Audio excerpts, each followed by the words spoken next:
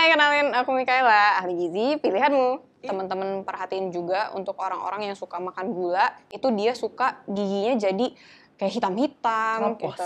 Setelah itu nanti jadi keropos. Sugar rush loh. Ya bener tadi gue taruh di sini tuh. Oh gini ya, agak miring ya. Oke. Emang rupanya kayak susu, warnanya putih. Yes. Mirip-mirip banget sih, tapi masalahnya itu sepertinya susu kental manis. Yang mana susu kental manis kan gulanya tinggi banget, gitu. Dan ini unik banget karena ternyata zat gizi yang keluar dari lambung kita itu ada urutannya. Dan yang pertama itu adalah karbohidrat. Jadi kalau kita makan karbohidrat aja, kita bakal ngerasa lebih cepat untuk lapar lagi. Iya.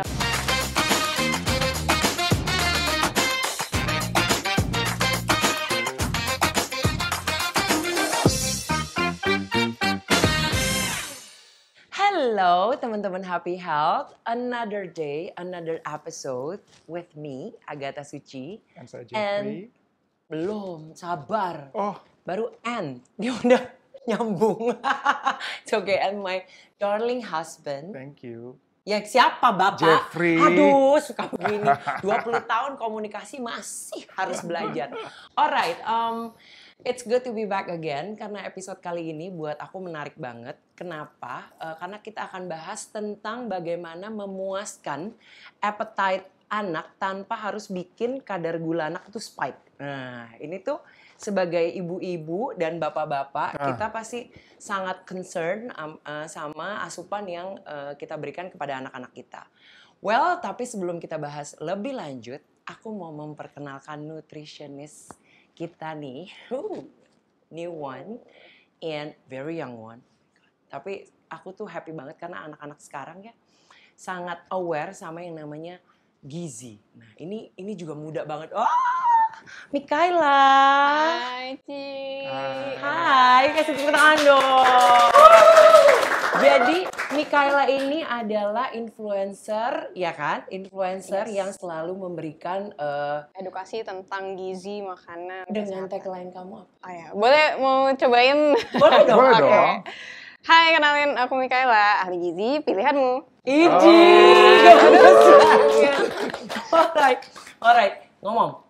Oke, Mikaela ini kan seorang influencer nih, Influencer ahli gizi. Ya, dia sering sharing di sosial media dia tentang gizi-gizi nih. Betul. Nah, kalau orang bingung-bingung tuh mampir aja deh ke sosial medianya Mikaela itu. Ya Nah, kan udah cantik, Aduh. ya kan aware sama gizi ya karena dia nutritionist ya. Well, tapi nggak kita cuma bertiga aja, Yes. kita selalu kan berempat. oh, Ya. Ada satu lagi dokter yang cantik jelita. Inilah dokter Ria. Dokter Ria Yohanita ya kan. Tepuk tangan dong. Jadi dokter Ria ini adalah dokter spesialis anak. Aku udah lama loh nggak ketemu dokter spesialis anak karena anak-anakku udah nggak anak-anak lagi sih. kamu masih mau punya anak? Enggak dong ya. Nggak bisa ketemu. Enggak.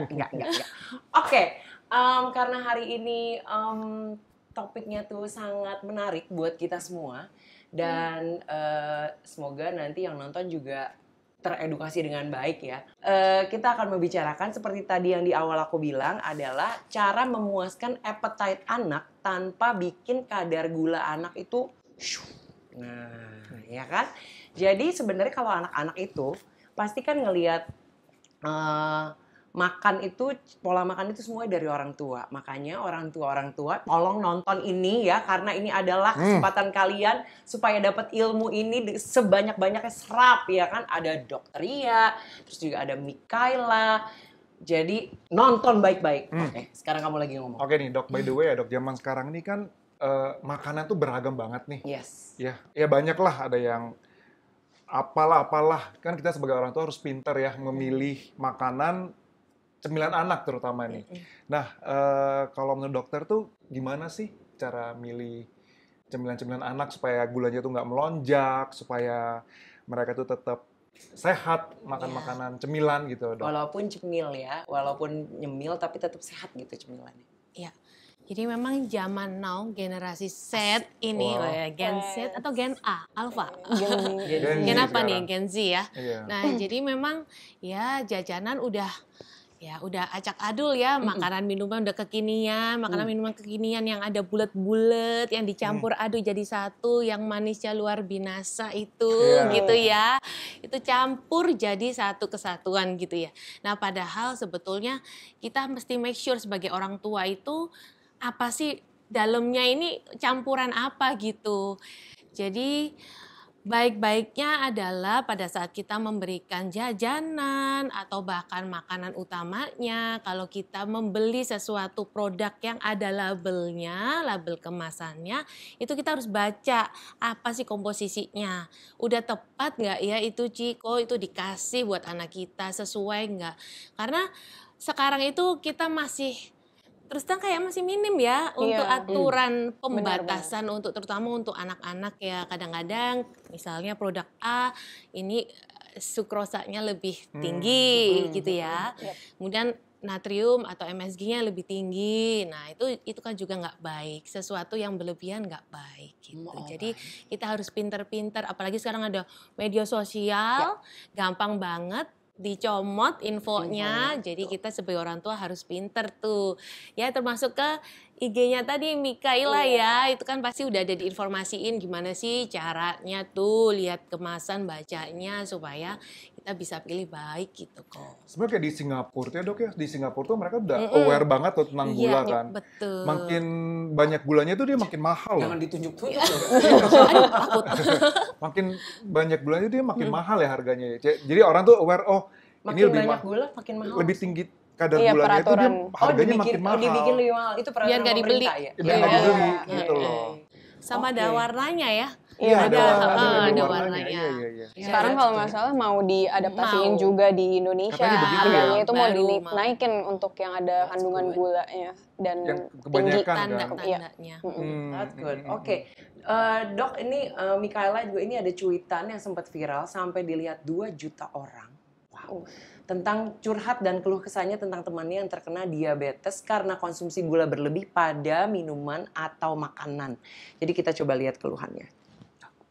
Lemes banget, 4 temen gua udah pada kena diabetes kronis. Padahal umurnya masih 24 sampai 27 tahun. 3 diantaranya bukan genetik, melainkan pola hidup. Please gak usah ngajak gua makan snack-snack kekinian dan minuman-minuman itu. Nah tuh, 2,2 juta view. Oke, apa nih tanggapan dari Mikaela dan juga dokter tentang maraknya makanan yang istilahnya gini ya, ada dalam kemasan juga atau apa, pokoknya yang gampang lah di Praktis lah, lebih ya, bukan praktis lah, yang gampang kita dapatin di mana aja nih gitu kan, di mana aja, mau di pinggir jalan, mau di supermarket, di mana ini gampang dan sekarang kan zaman modern ya, apa-apa semuanya mau lebih dipraktisin. Nah, ini dia nih, gimana tanggapannya? Oke, kita coba dari dokter Ria dulu deh.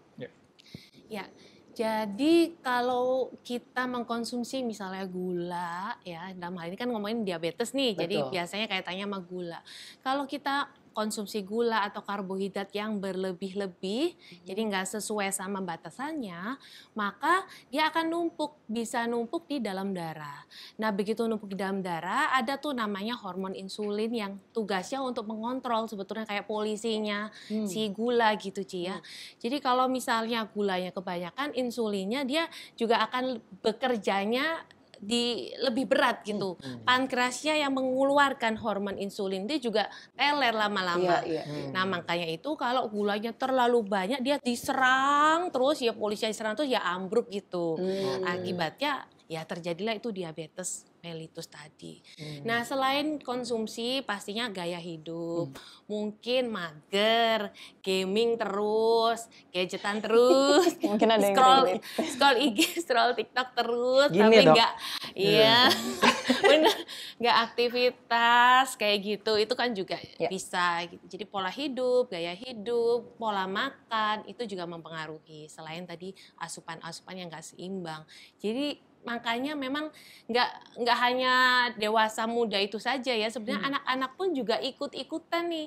Jadi gulanya semakin banyak dikonsumsi, diabetesnya pun juga ikut-ikutan semakin tinggi gitu. Ini dokter praktek nih selama ini pernah nggak sih ketemu anak kecil-kecil udah diabetes, ada nggak sih dok? Ada. Oh iya. Serius? Tapi itu karena turunan atau? Nah, jadi diabetes mellitus tuh ada 2, Ci. Jadi ada 1, ada 2. Tipe 1 tuh memang dari awal Genetik. dia kekurangan. Ya, jadi kekurangan ya pankreasnya nggak bisa produksi Yang hormon nggak insulin sensitif gitu. lah, iya. Nah, yang kedua itu gara-gara kesalahan tadi, entah makanan, entah pola hidup, entah ya pola asuh lah yang salah, konsumsi yang salah. Akibatnya tadinya insulinnya bisa bekerja, lama-lama dia ya itu tadi Resisten. resisten. Tadi ngobrolin resisten sama Mikaela juga ya, Iya. tentang obat-obatan dan segala. Nah, oke, kalau menurut kamu gimana? Kalau buat aku itu kan kita ngelihatnya terutama karena aku masuk ke dalam Gen Z. Jadi itu Kamu masuk jadi anak aku sih. Kamu adalah anak-anak tau gak? Anak-anak yang pintar, aku takut. Amin. Iya, jadi tadi kalau ngelihat dari usianya itu kan di 24 sampai 27 di mana itu sangat masuk ke dalam usia-usia aku. Dan aku ngelihat juga fenomenanya kalau di antara teman-teman kayak tadi benar diajak-ajak kayak ayolah gabung beli aja kayak gitu. Apalagi kalau ada makanan yang baru viral gitu kan kita rasanya FOMO bawaannya. Yes. Nah itu tadi jadinya ngasih dampak ke bagian yang diabetes tipe 2 di mana ya akhirnya kita jadi nggak sensitif lagi sama si hormonnya, terus akhirnya jadi diabetes. Makanya kenapa di sini yang harus lebih aware itu ke diri sendiri dibandingkan dengan menyalahkan mungkin FOMO. Iya, FOMO itu gitu. Kamu kok ahli gizi itu kamu suka FOMO nggak sih kayak orang Walaupun kamu udah aware ya. udah aware ya, kamu nih sendiri kan udah aware nih. Tapi kan kamu juga Gen Z Gen Z, ya gitu loh. jadi kayak irisan. Kayak sekarang tuh kan katanya di mall kemarin saya nonton YouTube malam-malam, lagi pada apa gitu ya, makanan orang ngantrinya tuh yang gilanya tuh sampai berjam-jam. ngantrinya siang dapatnya malam loh makanannya. Padahal makanannya makanan dengan gula yang tinggi gitu Iya. kita tahu. Kamu pernah gitu nggak? Sejujurnya kalau ditanya penasaran atau enggak, penasaran. Tapi karena udah tahu dampak jauhnya, di mana dampak jauhnya nantinya misalnya kalau udah diabetes itu yang harus dibuat aware adalah ini mungkin untuk teman-teman itu adalah kalau misalnya kita udah kena itu kemungkinan besar nggak sembuh gitu. Jadi kalau misalnya udah kena nggak bisa balik lagi. Makanya kenapa akhirnya kalau ngelihat dari makanan kayak gitu, pertama aku hitung-hitung dulu. Oh ya di hari ini aku udah jatah dari aku makan manis gimana nih gitu. Nah terus kalau misalnya emang masih bisa ya udah masih nggak apa-apa nanti bisa cobain. Tapi kalau enggak ya udah tahan-tahan dulu aja mungkin nanti atau mungkin beli tapi barengan. Jadi cuma asal nyicip aja paling itu cobain tips. lah ya. Iya cobain. Moderate lah kali Iya lebih cobain. tepatnya sih. Kalau cobain ya cobain nggak dihabisin. Iya ya benar. Iya. Ini gemes banget loh dia. Pinter banget ya. Aku bikin kamu aus gak? Coba kalau gitu bikin minum deh. Soalnya kalau gue yang bikin nanti, takut. Ya udah aku deh. Jadi aku teman-temanku tuh ada Terus gini loh di rumah kayak aku, di sini aku, wow. kayak ngantri gitu ya. Minuman tepung, makanan bertepung yang literally yang emang benar-benar high kalorinya tinggi banget, gula gitu ya. Aku kadang gara-gara uci sih, jadi aku kayak, aduh ini kok masukin ke badanku ini berapa lama ya nih di dalam ya. Aku tuh mungkin udah 15 tahun lah mempunyai pikiran seperti itu tuh. Nah waktu pas COVID, agak bablas nih. Pas COVID tuh aku hampir 100 kilo loh dok. Jadi tuh Terbayang gak dok, dia tiap hari di sebelah aku 100 kilo. jadi aku kayak pagi bangun, kan kita nggak ada kerjaan ya. Iya, Kita bangun olahraga tetap. Nah aku olahraga segini nih. Makan tuh segini nih. Ya jadi tiap pagi tuh ya aktivitas COVID tuh ya pagi olahraga nih. Terus olahraga tuh sama dia duduk-duduk. Jemuran deh bentar. Jemuran paling 5 menit gitu ya jemuran. Habis itu pulang makan bakmi yuk. Kan banyak makanan frozen ya waktu pas lagi pandemi itu kan banyak makanan frozen tuh. Makan bakmi. Iya benar. Makan bakmi. Jam 12 tuh kita aku makan siang nih. Nah jam 1 tuh udah mulai kayak, karena udah kebanyakan karbohidrat ya, jam 1 tuh kayak udah mulai, aduh jajan apa ya? Craving, you're craving kan? for things. Karena COVID banyak makanan, kita tuh akhirnya pada beli barang kemasan nih, ya kue lah, ya apalah. Ya aku bikin, aku makan. Jadi itu kayak literally 1 tahun itu aku menggemuk dari berapa jadi hampir 100 kilo. Pas aku nimbang, setelah aku tuh jadi 36 udah mulai ngepas. Craving itu juga jadi nggak nurut. Hah? Kenapa harus nurut ya? Kasih tahu tuh marah kalau Iya. jangan makan malam ini nggak perlu, your body doesn't need it. Terus dia bilang kayak, ya aku lapar.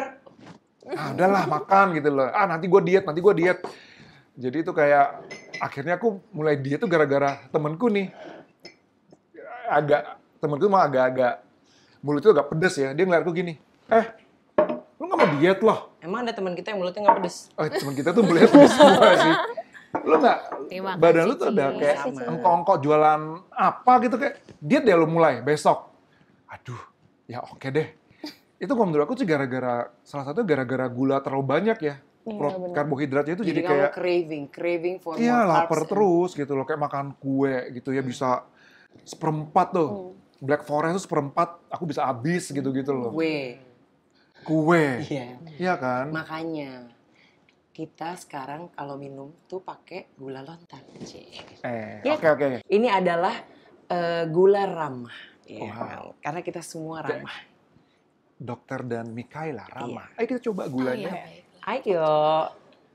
Wangi banget ya. Gimana? Aku tuh sengaja Gila manisnya tuh enak banget ya. ya dia ada satu taste yang tidak tergantikan gitu. Coba dikirim ke rumah aku boleh nggak ini? Ya ilah, tidak tergantikan seperti lagu. Coba. Takkan terganti. Boleh juga. Oke. Lu suka ngetes gue lo ya. Di rumah juga gitu sih. Tiba-tiba suka ngetes. Kalau gue nggak, itu pasti nggak nyimak gitu. Loh, ya kan kita namanya juga berumah tangga harus ada bumbu ya. Kalau nggak ada bumbu ya kan kurang seru. Bumbu kayak manis-manis. Kayak gini. Kalau nggak ada manis-manisnya juga kurang seru. Tapi harus pakai manis yang ramah, Bener. ya kan? Oke. Ya jadi ini emang kalau gula Ini, kamu yang lontar ngomong. ini, Kenapa? ya kan gula lontar itu terbuat dari sari bunga pohon lontar. Mantap kan? Mantap.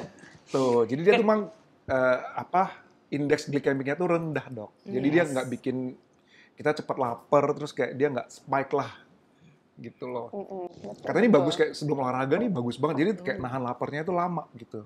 Iya nggak sih Beb? Iya dong. Tapi benar ya penjelasan kita tentang gula ramah, bener gak sih? Iya. Mikaela?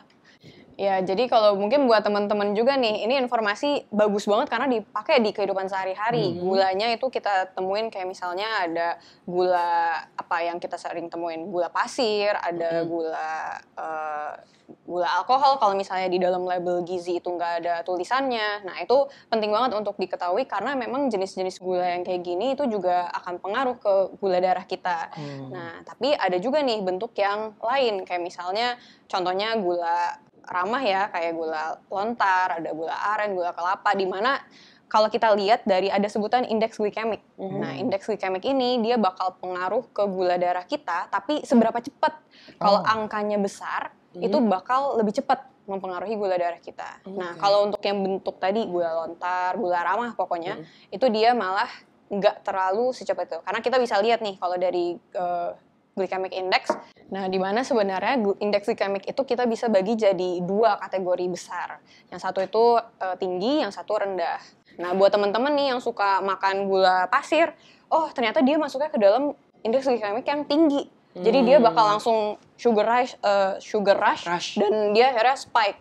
Nah, kita harus cari yang dia itu glycemic index-nya rendah. Karena kalau misalnya glycemic index-nya tinggi, istilahnya kita makan gula, terus nanti gula darahnya akan naik. Tadi kayak dokter udah sampein, oh ternyata dia bisa turun, tapi kebablasan nih turunnya. Makanya kenapa kita jadi ngerasa lemes. Mungkin nih teman-teman ada ya yang ngerasa, oh kok jadi lemes ya setelah makan, kayak misalnya sesimpel bahkan makan siang, soalnya nasi pun juga indeks glikemiknya tinggi. Iya, gitu. iya. Nah setelah itu udah deh, jadi akhirnya karena dia turun banget, makanya kita harus cari alternatif yang jangan sampai ini lonjakannya terlalu tinggi. Nah, makanya kenapa kita bisa cari alternatif kayak misalnya gula yang ramah tadi itu, gula lontar dan sebagainya. Oh, pantesan ya aku habis makan nasi putih gitu ya. Kayak sejam gitu kayak aduh udah lapar lagi ya gitu loh. Iya, itu salah satunya. Alasannya begitu ya. Dan ini unik banget karena ternyata zat gizi yang keluar dari lambung kita itu ada urutannya. Dan yang pertama itu adalah karbohidrat. Jadi kalau kita makan karbohidrat aja, kita bakal ngerasa lebih cepat untuk lapar lagi. Iya, makanya kenapa kita harus barengin kayak yang ada seratnya atau yang ada protein kayak gitu. Oke, kalau menurut dokter sendiri nih, kita kan ngomongin tentang makanan untuk anak ya. Jadi kalau makanan-makanan hari-hari nih, ngomonglah kita nggak ngomong dalam kemasan lah, makanan-makanan yang tiap hari kita makan lah kayak nasi. Kita kan orang Asia tuh makannya bakmi segala macam gitu. Nah, makanan-makanan apa sih yang sebenarnya harusnya kita galakan? Udah lama nggak dengar kata galakan, udah agak tua nih. Galakan untuk dikasih ke anak-anak kita gitu. Iya. Ya, jadi kalau di anak itu sekarang lagi lagi kita heboh mengenai malnutrisi stunting sebetulnya. Oh iya. Jadi malnutrisi itu selain over obesitas yang mengarah ke gendut-gendut, obesitas, diabetes dan lain-lain, juga yang kurang juga Sekarang ini masih ada stunting. Banyak banget Ci. Oh iya. Sekarang itu makanya itu kita pada heboh semua, intinya semua dokter anak di Indonesia tuh harus bekerja keras untuk memberantas stunting sehingga persentase stuntingnya berkurang sampai 14% ditarget oleh Presiden Jokowi Ini di tahun Jakarta 2024. Nggak, Indonesia. Seluruh Oh, seluruh Kalau Indonesia. sekarang Indonesia. berapa persen? Sekarang 2024 belum tahu ya. Iya, Belum kan ada datanya. 2024-nya. Ditargetnya 14%, tapi yang lalu itu 24% sekitar tahun 2021. Banyak banget kita gitu. Padahal stunting sendiri itu berdampak. Jadi kalau udah stunting, tinggi badannya pendek karena berat badannya kurang, maka IQ-nya akan berkurang sekitar 25-30 poin dibanding anak yang nggak mengalami stunting. 30 poin ini. Yes. Wow. Dan itu Banyak itu, Dok. apalagi kalau kejadiannya di 1000 hari pertama kehidupan nih, di umur 0 dalam kandungan Golden sampai year. umur 2 tahun tuh golden Oh. period banget itu. Karena volume otak bayi atau anak tuh bertumbuh 80% volumenya di 2 tahun itu. Sisanya 20% sampai umur 5 tahun dan akhirnya dia membawa itu hingga dia dewasa. Gitu. Jadi kita harus memperhatikannya tuh sebenarnya sejak dari 0 sampai 2 tahun pertama itu krusial, itu periode emasnya. Nutrisi yang kita berikan ya harus seimbang, baik makro alias karbohidrat, protein terutama hewani, lemak, kemudian juga vitamin maupun mineral yang mikronutriennya. Ibarat kalau naik mobil itu nggak bisa jalan kalau cuma badannya doang, nggak ada bannya. Bannya itu mikronutrisi, badannya itu makronutrisi gitu. Jadi nggak boleh sesuatu berlebihan, nggak boleh juga sesuatu kekurangan gitu. Ya sama. Jadi kita kalau dalam hal memilih makanan, misalnya nih anak, walaupun kita ini orang Indonesia yang notabene makannya itu nasi, ya sebenarnya karbohidrat itu kan nggak cuma nasi Nuci, bisa juga pakai kentang pakai ubi gitu. Dan sebenarnya informasi mengenai pengganti itu para papa mama bisa gampang banget tinggal Google, kemudian cari nilai gizi Kemenkes nanti keluar. Penukar gitu, bahan penukar. Gampang banget gitu. Jadi bisa tahu berapa gram sih kira-kira yang harus untuk mengganti semangkok nasi putih misalnya, itu kalau diganti dengan kentang tuh berapa sih kira-kira jumlahnya, itu ada tuh takarannya, jadi gampang banget sebenarnya. Dan selalu sebenarnya kan makan sehat itu identik dengan mahal ya, padahal sebenarnya enggak ya dok? Enggak. Iya kan, soalnya gini, aku hari-hari anak-anakku memang tidak terbiasa karena kan anak-anakku, aku concern sekali karena anak-anakku berkebutuhan khusus. Jadi banyak sekali makanan-makanan yang sebenarnya memang tidak bisa diproses oleh tubuhnya dia gitu loh, tidak seperti anak-anak kebanyakan. Memang dari dulu tidak dibiasakan makan yang processed food, tepung-tepungan gitu, itu dikurangi sekali, bukan sama sekali tidak. Dairy produk itu betul. Kalau dihitung-hitung malah aku pikir sebenarnya nggak mahal loh, karena kan kita kayak yang gampang deh, sayur dicah gitu ya, pakai garam udah dikit, maksudnya kasih asin, kasih rasa-rasa sedikit, pakai bawang dikit lah ya. Kan pakai bawang merah, bawang putih, itu semuanya kalaupun yang tinggal di pelosok-pelosok justru sebenarnya lebih gampang untuk adaptasi lama. Iya. Benar. Cuman memang ya mungkin semuanya udah identik. Oh ya makan daging itu harus mahal gitu. Padahal nggak usah ya. Tapi sebetulnya tuh juga kembali lagi ke ini sih dok. Sebetulnya itu kayak memang kebiasaan orang tuh seperti apa. Saya tuh sama Uci tuh pernah ke daerah lumayan terpencil di NTT gitu ya. Mereka tuh kan aku lihat sayurnya banyak gitu ya. Cuma mereka memprosesnya juga tidak Tidak apa, mindful. mindful gitu loh. Jadi kayak bilang, oh sayur tuh kalau dimasak sampai lodoh begitu sayang ya sebetulnya. Kayak gitulah sebetulnya kita tuh harus pinter-pinter mengolah ya nggak sih? Padahal tuh nggak susah ya cari barang-barang yang nggak usah terlalu diproses apa tuh yang udah jadi itu makan lebih sehat nggak sih dok? Iya, bener banget. Ngomongin sayur nih, biasanya saya seringkali anak-anak yang datang ke saya itu kan nggak suka sayur nih, Ci. Sayur yang dicah itu kan nggak suka tuh. Iya. Nah, kadang-kadang saya bilangnya coba beli kailan. Jadi guntingin sebagian, terus habis digoreng, dikasih garam sedikit, lalu dicampur. Nah, itu cara paling nggak untuk biar dia dapet gurih-gurihnya, tapi dia juga mau akhirnya ngambil cahnya. Gitu. Karena soalnya kita kan kalau orang tua tuh mikirnya kalau sayur ya dicah gitu. Iya, walaupun nggak harus begitu ya. Padahal nggak harus begitu. Dan itu murah juga sih, nggak butuh mahal. Kalau dia tuh beda sama anak gua. Jadi sebetulnya dok ya, kalau kita ngomong pola makan anak, itu memang basicnya tuh harus dari orang tua dulu sih ya. Iya. Jadi aku punya pengalaman nih, anakku tuh waktu umur 1,5 tahun tuh ya susah makan. Dia nggak mungkin lagi nggak pengen makan lah. Jadi nggak mau, dan dia tuh harus makan tuh harus duduk di baby chair. Baby chair waktu itu kan masih 1,5. Nah, jadi dia nggak mau makan, nggak mau naik. Inu, nggak ada B. Mau makan nggak? Dia bilang nggak. Mau makan dia masih nangis terus ambil. Terus dibuang lah itu makanan. Ya dibuang, itu karena belum ngerti. Aku sih pinggirin dulu ya. Oh, pinggirin dulu ya. Ya itu kan belum bisa dikasih tahu gue buang ya gitu, enggak. Jadi ya udah kalau misalnya nggak mau makan, nggak mau duduk di high chair, ya udah aku angkat. Aku tunggu sampai next jam makan. Next meal ya. Itu aduh dia juga kan kesian anak lagi lucu-lucunya ya umur 1,5 tahun kan pasti gemes, anak perempuan itu Kalia ya. Waktu itu Kalia. Cuman memang aku nggak tahu gimana, memang darah daging mamah militerku ini kencang sekali. Dan menurut aku didikan itu penting. Ya kan, jadi bagaimana pola makan dan segala macam. Nah, yang kejadian tahun lalu ini anakku yang nomor 2, Arsa. Tapi kan ini udah mengerti ya, dia tuh udah tahu. Anakku itu dulu juga misah-misahin makanan. Tapi kalau dipisah-pisahin, nggak aku kasih makan. Ya kan ada lah topping pakai apalah, bawang. Garnish. Garnish kan bawang, itu it's a good thing. Seledri, ya kan. Pokoknya garnish itu semuanya dipinggirin. Tapi kan aku dari dulu selalu menyatukannya bersama. You have no choice. You have no other choice. Nah, tahun lalu tuh dia kayak ya mungkin bergaya dan mengetes lah ya. Apakah ibunya ini masih galak? Ya kan? Dia ini nangis. Aku bilang what happened? Ini kan makanan yang kamu memang biasa makan gitu loh. Nangis. Aku bilang kamu pilihnya antara mau makan atau nangis. Kalau nangis berarti nggak makan.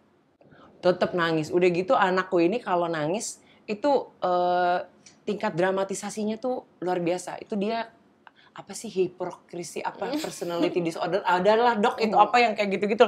Pokoknya drama lah. Drama. Aku bawa ini makanannya, itu tong sampah. Makan atau mama buang. Ya gitulah ya anak gue. Udah diem. Set. Kaget loh dia tuh. Itu namanya shock lagi therapy. Di meja makan ya, makan bareng ya. I love shock therapy ya kan.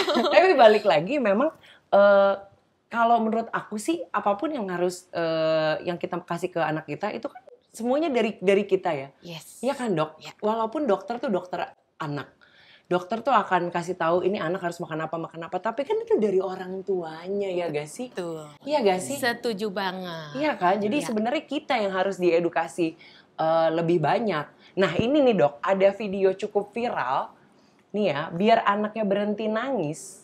Nih, mamanya malah nawarin, nih permen aja deh.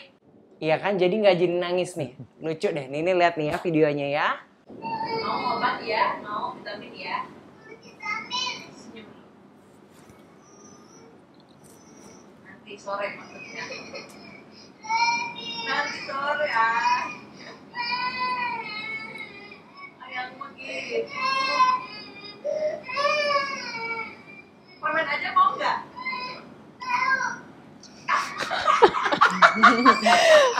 Aduh. Oh wow. Ini sama Agatha Suci itu bertolak belakang. Ini menarik ya, dia minta vitamin. Sebenarnya juga kita juga harus pinter-pinter pilih vitamin ya, karena kan sebenarnya vitamin yang dalam bentuk cairan dan apa itu kan banyak ditwist lah ya, dalam bentuk ya mungkin permen juga, dalam bentuk cairan juga, itu kan juga manis ya. Nah itu tuh menarik sekali. Jadi tanggapan dokter nih gimana nih tentang video tadi? Waduh, aku juga kayak wow. Jadi sebenarnya pada dasarnya anak supaya bisa makan seperti kita orang dewasa memang tergantung dari orang tuanya mengasuhnya seperti apa tuh Ya, Ci ya. ya kayak buah jatuh tidak jauh dari pohonnya. Nah, Iya. ini sama sih sebenarnya. Jadi intinya kan anak tuh peniru ulung. Kalau kita menerapkan sesuatu aturan untuk makannya, misalnya jam makan itu jam segini pagi, jam 6, Iya. jam 12 makan siang, misal jam 18 makan malam. Terus snacknya jam berapa 10 atau 14 misalnya Yes. kayak gitu. Ya udah lakuin itu, maksimal waktunya juga ada 30 menit satu kali periode, nggak ada distraksinya misalnya seperti itu. Yes. Dan dia ikut aturan dan kita memberikan nutrisinya juga oke, harusnya sih aman-aman. Tapi kalau sebaliknya yang di video tadi, ya sebenarnya itu adalah hak ibunya Betul. untuk memperlakukan itu kepada anaknya. Tapi jangan lupa kita sebagai ibu juga punya kewajiban untuk memenuhi hak anak mendapatkan kebutuhan dari sandang, pangan, papannya juga yang mana diatur dalam peraturan undang-undang kan ya, itu hak anak itu gitu. Jadi ya kalau kita memberikan rewardnya seperti itu ya, misalnya oh kalau daripada nanti nangis-nangis, nanti teriak-teriak, malu sama tetangga, kita kasih reward yang mungkin kurang bernutrisi. Nah, nantinya ini akan berdampak seterusnya tuh. Nanti ya lagi akan diulang lagi, Ci, kayak gitu. Karena kebiasaannya sudah seperti Jadi itu. manipulatif anaknya itu Iya, dong. jadi ya sebenarnya sih harus kita lebih harus bijak Iya, ya, Ci. iya. Cuman kalau misalnya udah kayak tadi tuh dok, itu kan berarti udah terjadi berulang dong, ya nggak Iya. mungkin sekali ya. Karena kan konsistensi is key ya. Iya. Kalau konsisten begitu lagi, anak juga akan tahu nih caranya dia untuk mendapatkan apa yang dia mau. Nah solusinya apa nih dok? Maksudnya sebagai pengganti makanan yang manis gitu loh, Yes. jangan itu gitu loh. Walaupun sebenarnya gula dalam jumlah yang moderate itu sebenarnya bisa bikin kita happy kan. Basically Ya. begitu ya. Iya, benar. Itu Dan gimana dok? nah, itu gimana dok? Ya sebenarnya membuat anak happy atau selesai tantrum tuh nggak hanya dengan makanan ya, tapi bisa juga dengan kegiatan lain, misalnya dikasih buku yang lain kek atau activity yang lain kek pada saat Puzzle itu. gitu ya. Dia misalnya main puzzle atau mungkin kalau cewek tadi bongkar pasang yang princess-princessan, Iya. stiker, buku, coloring itu dialihkan ke kegiatan bukan ngunyah. Sesuatu yang memang sebenarnya nggak perlu. Tapi ya. itu orang Indonesia banget gak sih itu? Iya, Dok, iya banget kebiasaannya gak sih gitu? Kejam aku kecil gitu kayak nangis nih. Om aku pasti bilang, kasih permen. Kasih permen tuh kayaknya udah culture kita Kayak nggak sih? bagian kayak gitu, Dok? dari Iya. ya habitual. Mereka juga nggak tahu ya, zaman dulu kali ya. Iya. Iya, ngikutin Gitu loh. terus-terusan. Iya. Nah, aku juga pengen tahu nih dok, kandungan gula di permen tuh. Ya, sorry, iya. soalnya gini, Heeh. aku emang nggak doyan permen. ya. Jadi aku nggak tahu, aku pengen tahu gitu. Jadi permen tuh rasanya kan pasti manis, kadang asem gitu. Iya. Nah untuk jadi manis atau asem pasti ada sesuatu yang dimasukkan di dalamnya. Betul. Misalnya ya gulanya, sukrosanya, ya kita nggak tahu kadarnya berapa, masing-masing beda-beda. Kemudian zat pewarnanya, ya lalu untuk yang membuat aroma juga ada. Jadi pengawetnya juga ada kan, harus bisa bertahan sampai Betul. berapa tahun gitu expirednya. Jadi itu perlu kita bijak benar-benar karena satu biji aja itu sudah sebenarnya berapa sih sukrosa di dalamnya itu. Iya, Sedangkan anak itu punya batasan sih untuk mengkonsumsi gula dalam satu harinya. Nggak boleh lewat dari misalnya sekitar 10% ya, kurang lebih gitu. Dari berat Jadi, badan dari dan kebutuhan kebutuhan. kalorinya. Oh. Jadi ya itu tadi balik lagi. Ya kalau bisa reward itu nggak boleh pakai Manis, yang sesuatu yang malah membahayakan dia. Gitu. Iya, benar. Wah, buat Mikaela nih, zaman sekarang kan kayak cemilan anak-anak nih ya, banyak yang pakai gula reguler tuh. Nah, itu kalau dampak bahayanya gula reguler sama anak-anak ini apa sih menurut kamu itu? Oke. Jadi di sini yang paling sering kita lihat itu adalah jadi tadi resistensi insulin. Sebenarnya yang unik adalah salah satunya kayak misalnya tadi Gen Z. Artinya kan usianya tuh masih sangat muda, Yes. teman-teman. Dan di sini posisinya pas kita udah sering nih terus-terusan gitu. Dari kecil bahkan itu lama-lama kita nggak sensitif lagi tadi sama si gulanya. Dan pada akhirnya jadi resistensi insulin. Dan ini sebenarnya bisa sampai ke tahapan diabetes atau tidak diabetes, tapi yang paling parah adalah diabetes. Itu tadi yang pertama untuk dampaknya. Terus kalau mungkin teman-teman perhatiin juga untuk orang-orang yang suka makan gula, itu dia suka giginya jadi kayak hitam-hitam Kropos. gitu. Iya, jadi itu karena permasalahannya adalah gulanya itu masuk nih ke si gigi dan di sana ada pertumbuhan bakteri. Jadi asam, setelah itu nanti jadi kropos kayak gitu. Oh, itu. Jadi itu sekecil-kecilnya dari si dampaknya gula. Oh my God, Kayak that's why I gitu. never get a toothache until now. Kamu Iya. mah jangan ke toothache. Tiap 2 bulan sekali bersihin karang gigi sampai dokter bilang, Ci ini masih bersih loh. Udah lebih baik lu bersihin apa aja yang bisa lu bersihin deh.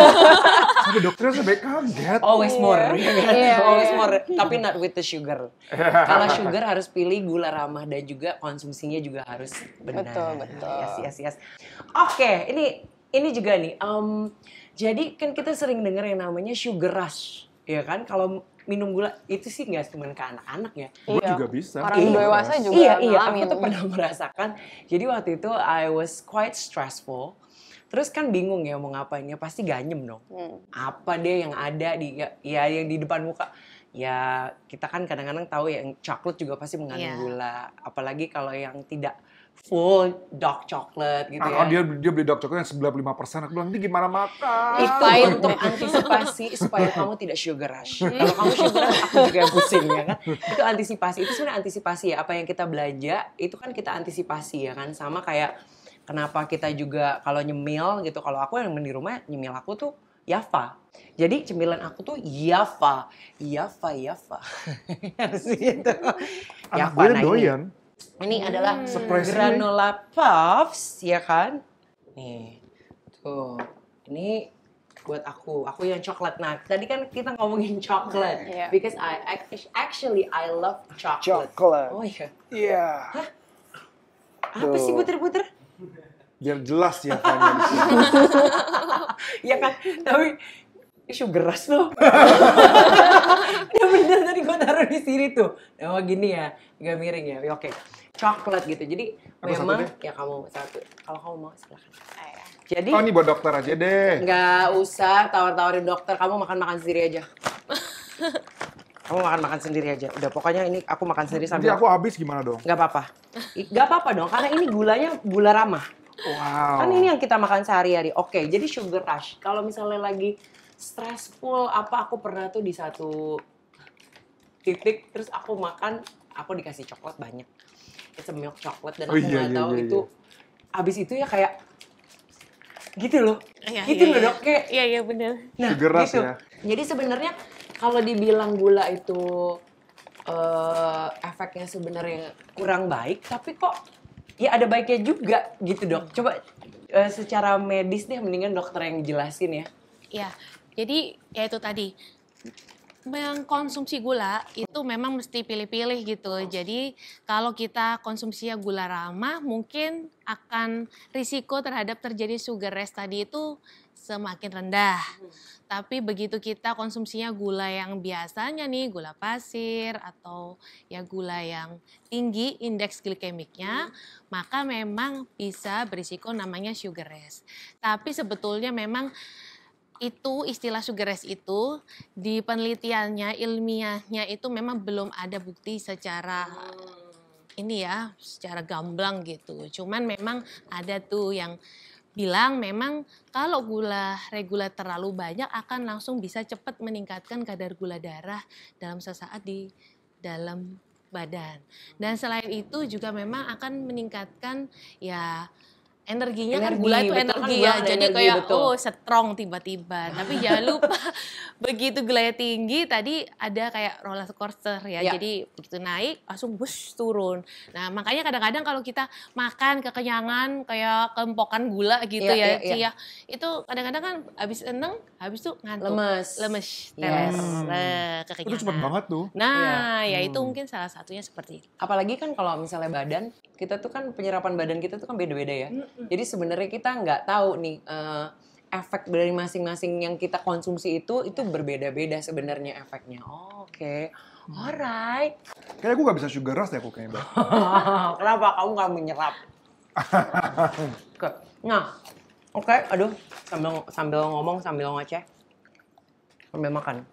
Aku juga sempat baca nih di berita katanya ada banyak kasus anak-anak udah sampai ngalamin gagal ginjal dan harus cuci darah rutin.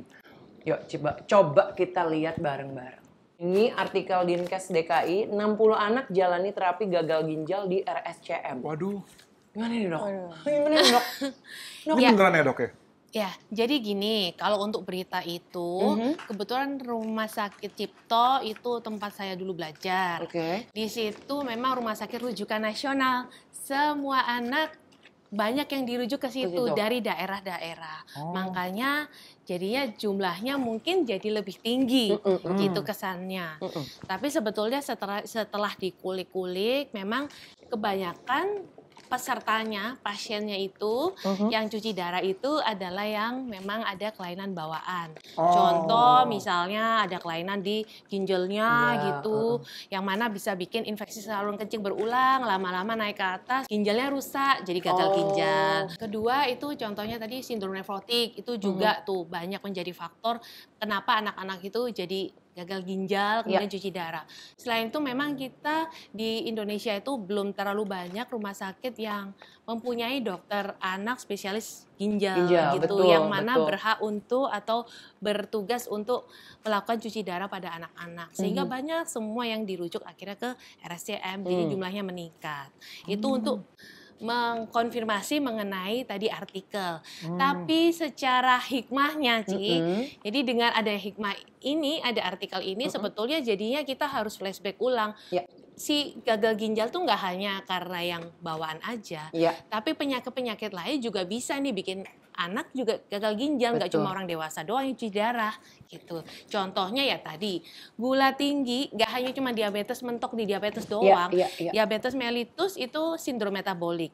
Jadi kalau udah ibaratnya udah error di badan, pastinya udah ngenai bisa ke organ-organ lain. Contohnya ke jantung, nanti bisa jadi aterosklerosis atau jantung koroner. Nanti lama-lama bisa stroke. Kalau udah kena stroke gitu, itu juga bisa mengenai ke ginjal juga, bisa rusak juga. Stadiumnya pertama, 2, 3, 4, 5, sampai akhirnya juga harus cuci darah. Entah dialisis, entah cuci darah hemodialisa gitu.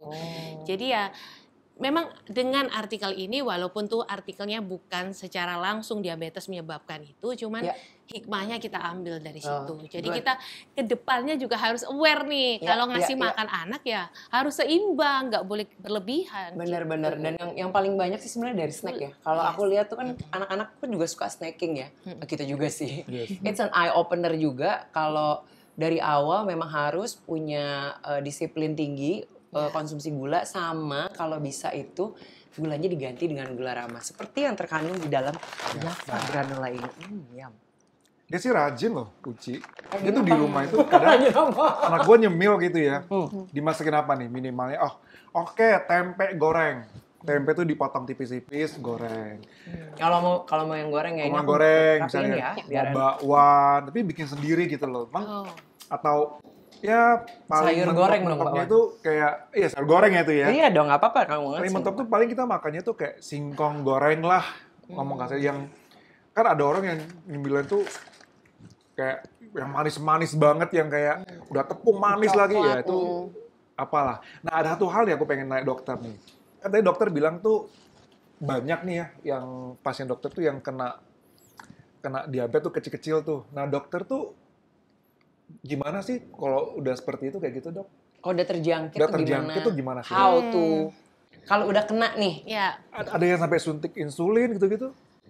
jadi Kalau pasien-pasien yang kebetulan ke saya, itu memang ada yang cenderung yang mengarah. Jadi mengarah ke diabetes ada, ya overweight ada, obesitas ada. Kita sebenarnya diabetes itu ya memang akan nempel, tapi bisa dikontrol metabolik supaya dia nggak jadi kemana-mana gitu. Kontrol metabolik pertama ya pastinya dari mengatur pola makan. Tadi Ci Uci kan sudah mengatur kayak jadwal makan tuh bagus banget. Karena memang kalau anak yang sudah diabetes ya harus begitu, harus militer. Harus militer. Iya bener gitu. Jadi kita harus, ya memang tega kan bukan apa ya, Bukan nggak demi sayang. kebaikan. Demi kebaikan. Iya Betul. betul. Nah nanti kalau udah diabetes juga ada kayak gitu. Kemudian kita mesti cek juga kadar gula darahnya per bulannya seperti apa gitu. Atau bahkan kadang-kadang kalau terlalu tinggi kita minta nanti pagi berapa, siang berapa, misal malam berapa yang mengkonsumsi obat-obatan, nanti diatur tuh. Oh kalau yang misalnya insulin suntik, oh kalau misalnya gula darah sekian berarti kamu nyuntiknya berapa unit. Kalau ya ada begitu Custom. sampai seperti itu loh. Gitu, dampaknya tuh nggak nyaman itu. Jadi jangan sampai lah anak kita disuntik-suntik begitu. Gitu. Kita orang gede aja kadang-kadang udah Males ya. pusing, malas gitu. Jadi sebenarnya pas kalau udah kena harus jaga. Nah, mendingan sebelum. Jangan sampai kena. Iya, kan? pencegahan Jadi lebih baik betul. daripada pengobatan. Idi, cakep, kita tepuk tangan sama dokter kita ya. Oke, ini juga aku punya video yang cukup bikin kita mesh ya. Mesh banget ini, karena seorang ibu terlihat happy ngasih anaknya makanan manis buatan dia. Aduh. Gemes Kita, nih ibunya. kita play dulu videonya ya. Oh wow. Kacau, kacau.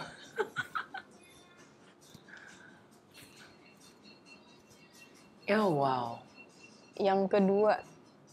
Oke, Oh, yang wow. ketiga. So many wow that I have. Wow. Waduh. Sebenarnya lucu ya, maksudnya secara konsep sih benar supaya nggak jajan di luar ya kan.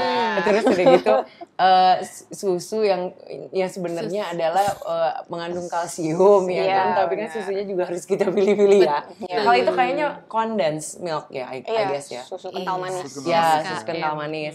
Terus dikasih roti, susu kental manis. Oh ya jelas happy lah, it's all sugar, happy. Kita aja udah gede aja kalau kayak makan lagi jajan di luar yang tengah malam zaman-zaman dulu aku itu kok makan Manis-manis. roti bakar dikasih susu kental manis kayaknya wah langsung naik tuh. Nah itu gimana tuh dok? Emang rupanya kayak susu, warnanya putih. Yes. Mirip-mirip banget sih, tapi masalahnya itu sepertinya susu kental manis. Yang mana susu kental manis kan gulanya tinggi banget, gitu. Sampai kita di Ikatan Dokter Anak Indonesia itu sampai bikin kayak di website IDAI itu bahwa susu kental manis itu nggak boleh ya, jangan sampai dikasih susu kental manis sebagai pengganti susu. Namanya susu tapi bukan susu yang sesuai gitu. Bukan susu pertumbuhan, growing milk itu bukan, tapi itu susu kental manis yang bukan untuk gunanya susu, dapat kalsium dan lain sebagainya itu bukan. Aku sampai ambil 9 ya. Silakan. Masih perlu dia gula. Tapi untung di sini gulanya gula Rama. Aku sudah minum dulu habis.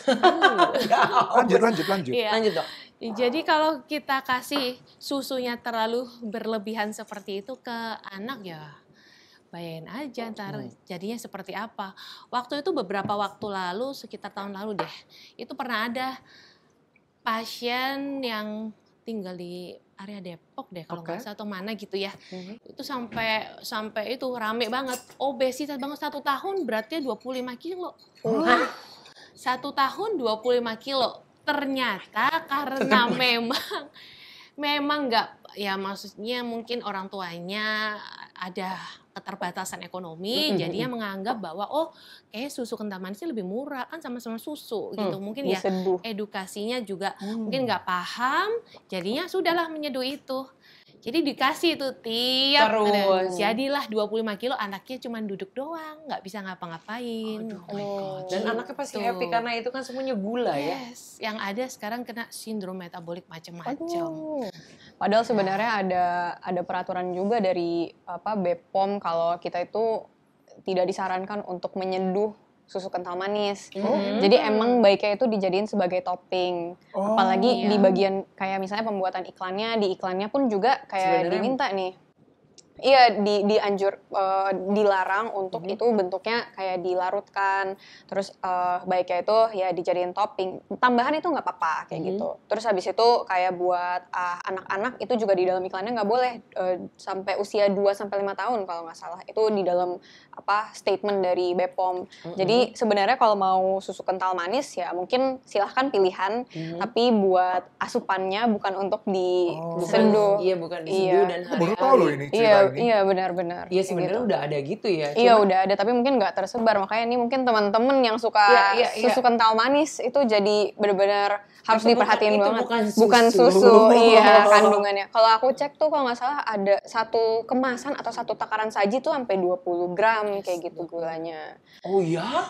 Ya, 20 jadi gram banyak itu. ya teman-teman hindari diabetes guys. Yes, asik. Cuman nih ya tadi ada jadi komen si ibu. Salfok juga sih. Nih, ini yang bikin aku speechless juga ya, Dok.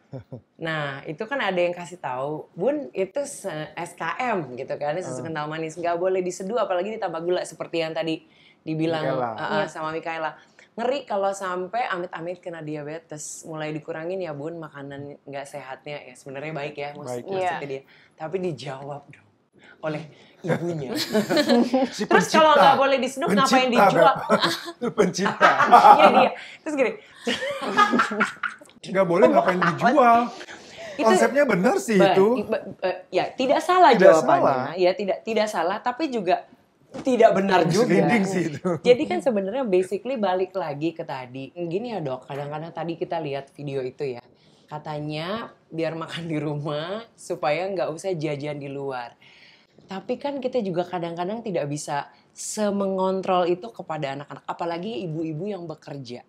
Ya kan, ibu-ibu yang bekerja tuh mungkin pagi-pagi udah berangkat bareng sama anaknya ke kantor atau apa.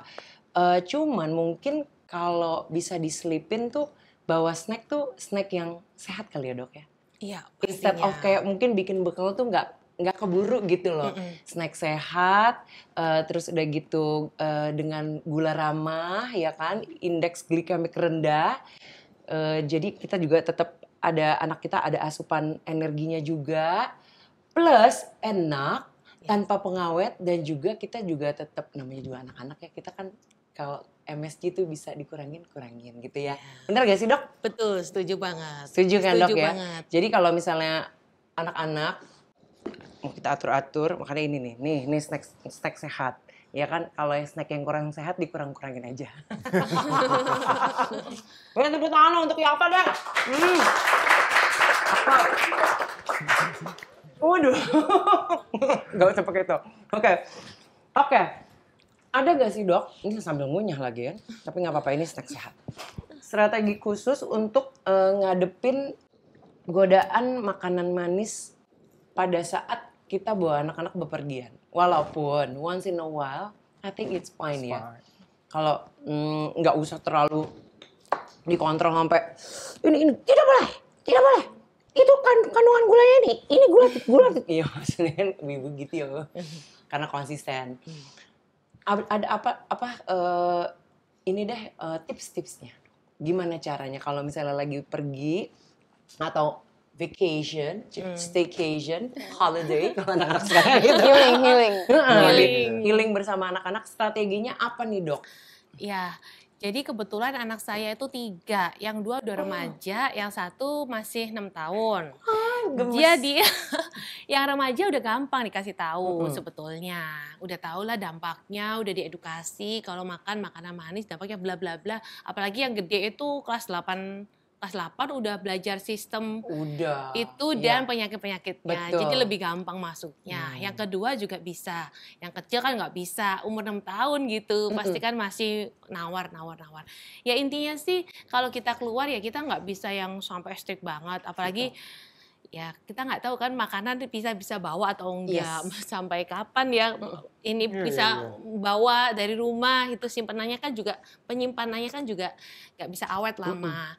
Ya bisa negosiasi aja sama si anak. Jadi oke, kita kalau pergi berarti selama misalnya Senin sampai Jumat itu ya sesuai aturan yang kita buat di rumah.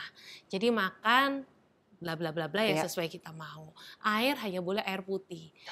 Seperti itu kalau saya pribadi.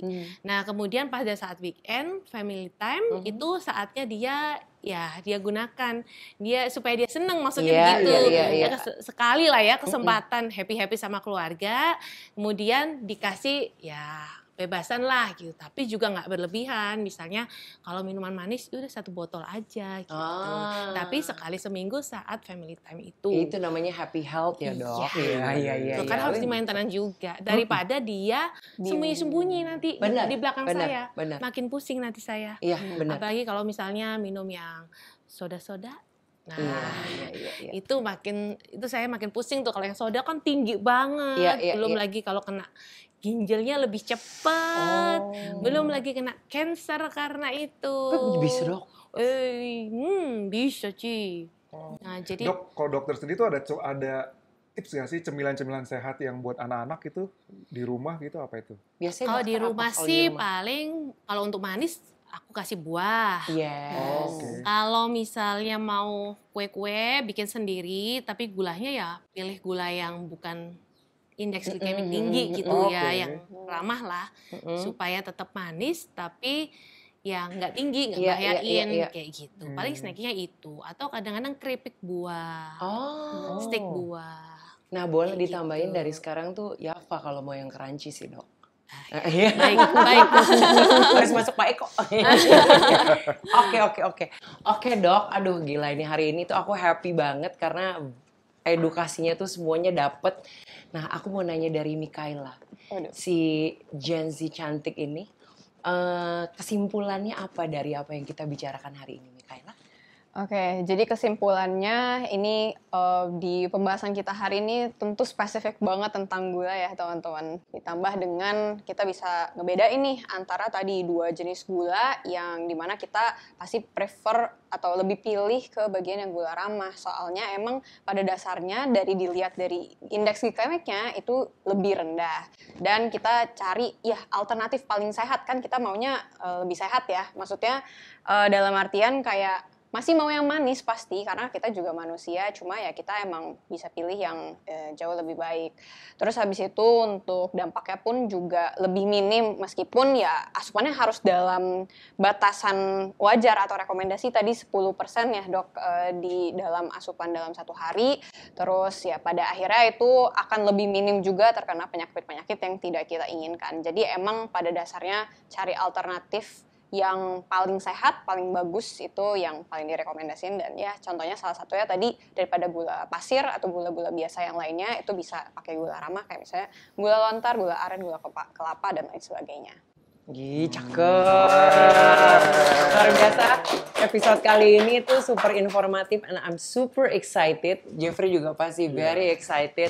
Jadi kita sebagai orang tua, balik lagi gini, kita sebagai orang tua adalah sebenarnya si yang paling penting tuh untuk menjaga anak-anak kita. Jadi kita harus mengedukasi dan juga mau diedukasi dan harus teredukasi dengan baik supaya kita bisa memilih asupan yang terbaik untuk kita dan juga keluarga. Oke, thank you so much Dr. Ria. Thank you so much. Tepuk tangan dong buat Dr. Ria. Thank you juga buat Mikaela. Terima kasih juga. Keep spreading the good news. Tadi apa tagline kamu? Ahli gizi pilihanmu. Asik. Ahli gizi pilihanmu. Oke. Thank you so much for watching this video. Kenalin ke anak-anak gula ramah, ya kan?